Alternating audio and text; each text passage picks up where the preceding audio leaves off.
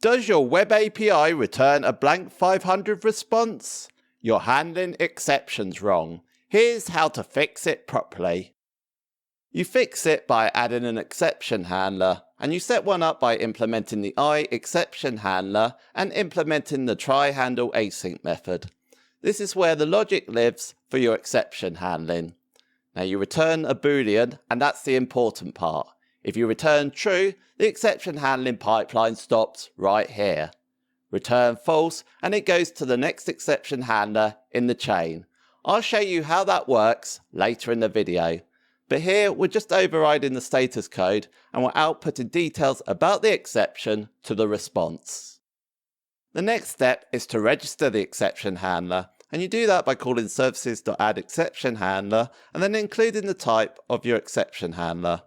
Now the next step is very important. If you forget to include add problem details, your application will throw an exception before it's even running.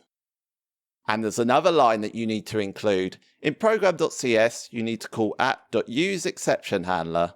Forget this and none of your exception handlers will ever run. Easy to forget, and you could spend ages wondering why they're not working. We're just about to demo this in action. But if you want to see how this fits into a real-world API, check out my Minimal API course linked in the description. We build a full API from scratch, and exception handling is one of the things we cover properly. Right, let's see it working. So we've thrown an exception on this Minimal API endpoint. Let's run it. So now it's returning the details from the exception handler that we just created. So it's got information about the status code and also the exception message as well as the type. But this is no good if you're not logging the exception. We're just about to cover that, and hit the subscribe button if you're liking the content, and let me know in the comments what you think about exception handlers. The next step is to log the error, and you inject the iLogger into the exception handler and then you include it in the try handle async. So you call logger.logError, and because we're passing in the exception in the parameter, we can just add that in, and we can also add the message in there as well. Good luck trying to debug any issues if you forget to do this. You'll have no idea as to who, what, and when caused the exception, so don't forget to log your exceptions. You can test this with the console window. So we'll execute the endpoint again, we're getting the 500 response. If we open up the console window, it's got information about the exception, including the stack trace. So very important when you're trying to debug issues.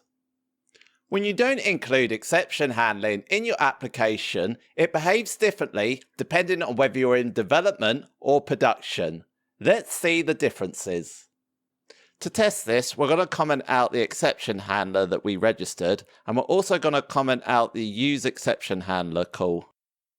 When you run it in development, it gives you information about the exception, including the full stack trace and also some details about headers. Thankfully, it doesn't do this in production. In production, you get absolutely nothing, zero response. This is good because at least you're not exposing your exception to the whole world, which could be a massive security risk. However, it's very unhelpful to clients using your API.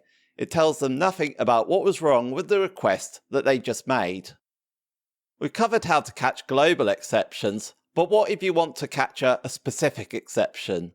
We're going to demonstrate this with Fluent Validations, which allows you to throw an exception when a request can't be validated. We've created a validator that will validate create product. In the request body, we've put some invalid values like an empty name and a price that's under 0. This returns a 500, but validation exceptions should return a 400. This is a common mistake with Fluent Validation. It throws its own exception type, so it's up to us to handle the exception. Let's fix that. We've created a new exception handler to fix this. This will handle the validation exception. So we'll change the status code to a 400 bad request, we'll get all the errors and output them in the response. But this isn't working yet. What we need to do is we need to check the type of the exception to ensure that it's a validation exception from Fluent Validation. And the way we do that is we get the type of the exception. If it's not a validation exception, then we can name the variable so we can use it underneath. But if it's not a validation exception, we return false. This means it goes to the next exception handler in the pipeline. Otherwise, it goes through and logs the error, outputs it to the response, and then returns true, meaning the exception handler pipeline stops. The next step is to register the handler in services. Now this will catch you out. The order that you register these exception handlers really matters. If you register the default exception handler before the validation exception handler, the response will return a 500 before the validation exception handler is even considered. Running the same request body as we did before, we now get a 400 bad request.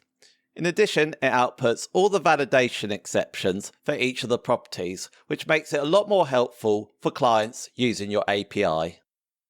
We can extend this. We can return different status codes depending on the exception type that is thrown. We've created a new exception handler which will change the status code based on the type of exception that is thrown.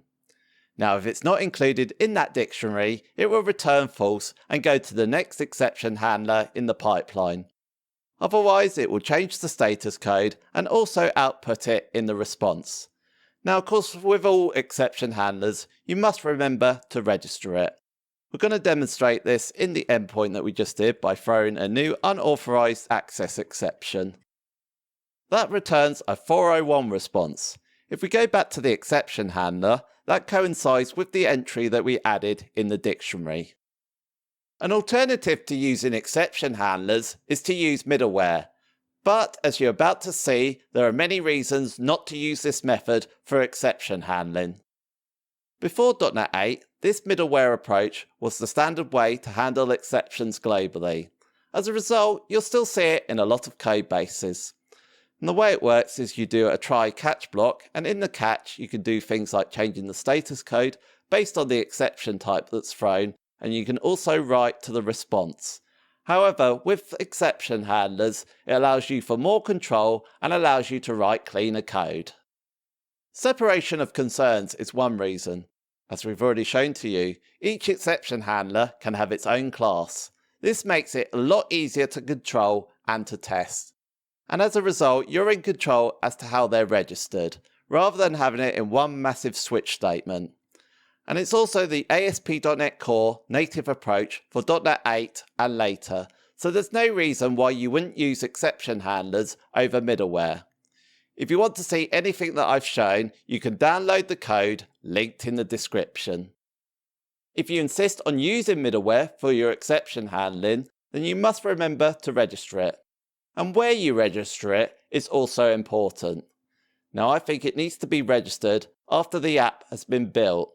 This is so it can catch any exceptions that happen further down the pipeline. So to make it work in a middleware class, you have to use the try-catch block. But when do they actually get executed? Well, you can watch this video next, where I run through when the try, catch and finally blocks are actually run. So I'll see you over there.